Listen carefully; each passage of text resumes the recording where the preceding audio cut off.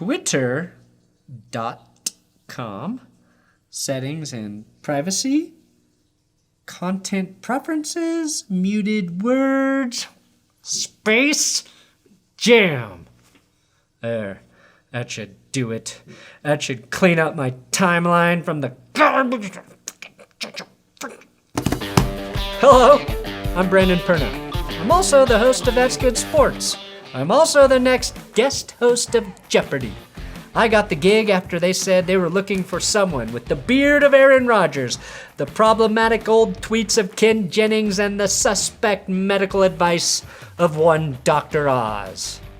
But I stand by it that HGH was definitely for Peyton Manning's wife's neck. On today's show, I'll give my 2 cents on Kevin Durant's beefs, Paul Pierce's ragers, and speaking of Paul Pierce, the one NFL owner who just crapped his pants. Dinks and Dunks. Well, it's official. The NFL ratified a 17-game season with only one owner voting against the measure. Bears owner George McCaskey. Explain McCaskey of his dissenting vote. I think 16 games with Andy Dalton is more than enough.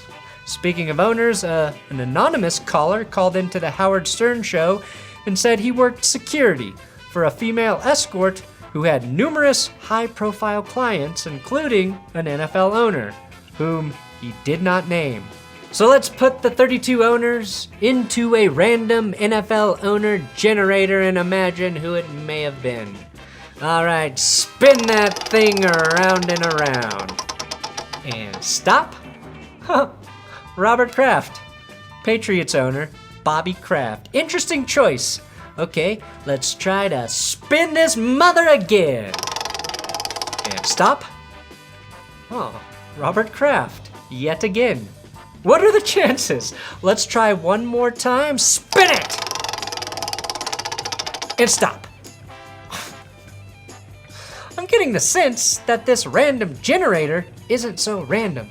Honestly, I think the only NFL owner who never had to pay for sex is that foxy Martha Ford. The rest of these golems became rich because it was impossible for them to get laid without stacks and stacks of cash. Well, we're 3 weeks away from the NFL draft, and the cancellation of this year's combine led to some suspiciously low pro day 40 times. Schools clocking their own players 40 times. It's kind of like if Aaron Gordon's mom was a judge at the slam dunk contest. That's a perfect 10. Personally, I missed the NFL Combine, though for reasons very different than most. Because while you tune in hoping to catch a glimpse of the next Chris Johnson, I tune in hoping to catch a glimpse of Chris's actual Johnson, which is exactly what happened during Chris Jones' 40 in 2016. He's really stout against the run. High school hoops player. Wow. That slide is now illegal. It came out. Oh, now if Chris Jones can consistently flop out his penis in the National Football League, he's gonna have an open runway at the QB. Oh. Switching to basketball, Kevin Durant was fined $50,000 for direct message comments he made to actor Michael Rappaport. Which begs the question, why is maybe the most talented basketball player on the planet going back and forth with like the 12th billed actor from My Name is Earl? This is like if Sir Anthony Hopkins was in a huge beef with Brad Wanamaker. Turning to a very cool story from the Bucks-Lakers game, which featured all 3 of the Antetokounmpo brothers. Turning to a very cool story from the Bucks-Laker game, which featured all 3 of the Antetokounmpo brothers. Turning to a very cool story from the Bucks-Lakers game, which featured all 3 of the Antetokounmpo brothers. F*** it. Let me try his first name. Yanni. In college basketball news, the Baylor Bears won the men's championship with a 16-point win over Gonzaga.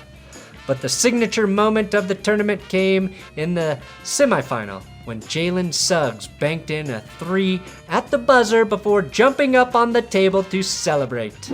I was fading away with it, and it went off the backboard and in, and I don't know. I've always wanted to run up on the table and, you know, like Kobe and D-Wade. And I'm just glad it went like young D-Wade and not old D-Wade. That was tragic. Let's try it again. Speaking of tragic, before the other semifinal game, Ted Cruz put the dumb in fandom by tweeting a photo of himself wearing a Houston hat and a Baylor shirt, which is a weird political calculation considering it ensures that both fan bases dislike you. Not to be outdone, New York Governor Andrew Cuomo sported a mask with both the Yankees and Mets logos, despite the fact that you will have an easier time finding a supporter of Cruz and Cuomo than of both the Yankees and the Mets. Teddy, Drew, being a fan doesn't need to be this hard. People will actually respect you more if you go all in with your one true team. Like this South Carolina Gamecocks fan who let everyone know on national TV how much he pulls for the Cocks.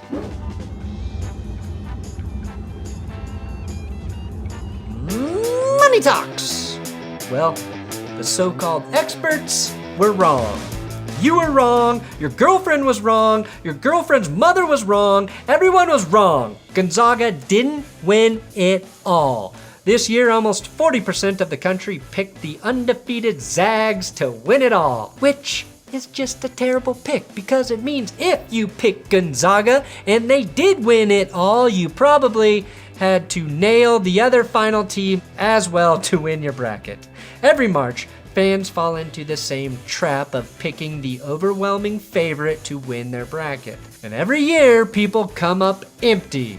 And it's not just people. This year, a man named Will Geoghegan trained a machine learning model to nail his bracket.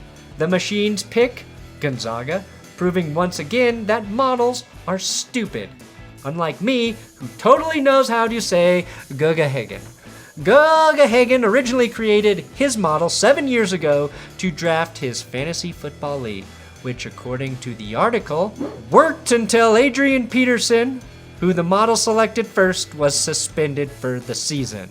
I'm picturing the news breaking out about Adrian Peterson and his kid, followed by a solitary tear running down the computer model's cheek.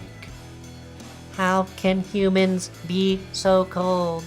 I was just learning to love. So let this be a learning moment for everyone. No, not the corporal punishment thing. The picking overwhelming favorites in March Madness thing. That thing. We've got 50 weeks until next year's bracket comes out, and Gonzaga has already been listed as the favorite. If that holds up, go the other way. When everyone zigs, you zag. If everyone picks the Zags, you zig. Or you do both, like me, and select Zagazig University to win it all.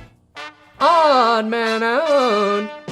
There are moments in life you'll never forget. Your high school graduation, your kid's first step, and the moment you saw how parties go down at Paul Pierce's house.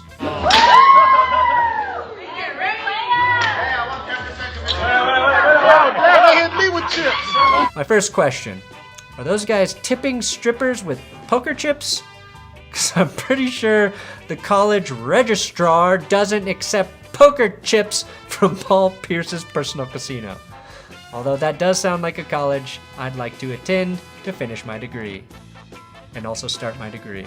ESPN and Pierce parted ways on Monday after Pierce went live on Instagram from a house party.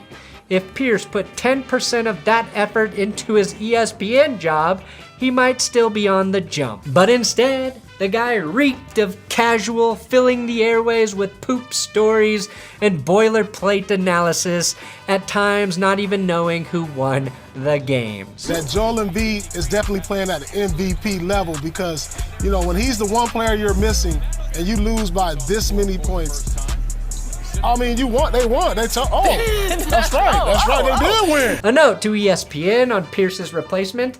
We don't care about having big stars analyzing games. We prefer X's and O's guys who get boners seeing a perfectly defended pick and roll and not a rolling 2-hour twerk. Which brings me to Buck Showalter.